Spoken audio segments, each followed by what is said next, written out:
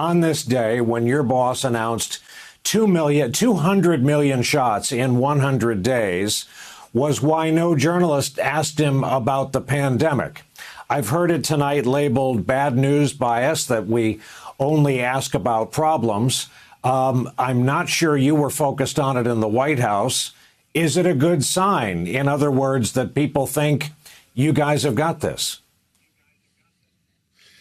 Well, thanks for having me on tonight, Brian. And first, I wanted to just send all my thoughts to people caught in the weather events in Alabama and the South. Look, I think what we witnessed today in his speech is what we're getting used to in watching President Biden as the president, which is his calm, clear leadership, his stated goals. And it's the kind of leadership where he basically says, this is the goal we're going to set. We're going to need to hit it. We're going to put together a plan. And he's calm. And to some that might be boring. To some that might be different from what we're used to. But it's deadly serious. And in the case of the pandemic, making our goals, and if that's not news, that we hit our goals and continue to expand our goals and continue to push as aggressively as possible, that's just fine. There's plenty of other stuff to do. But he did come into this office, and we all did, with the top priority of making sure that we can let Americans get back to normal life again and get the economy back and get the country back and get people feeling safe and healthy again. We are not there yet, Brian. But we are on our way if we're just a little more patient. Andy, I know to your great consternation and personal frustration, you are in Washington watching these states lifting restrictions. And part of it is, as no one needs to remind you, you are battling human nature. The weather is changing. People have been stuck inside for a year.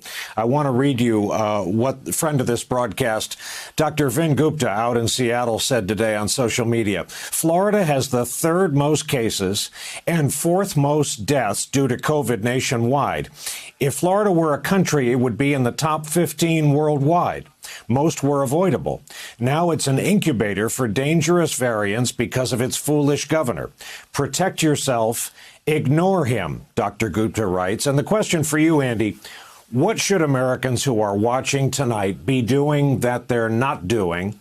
And how do you advise Americans, for example, those who've lucky enough to have been vaccinated, who want to get out and want to travel?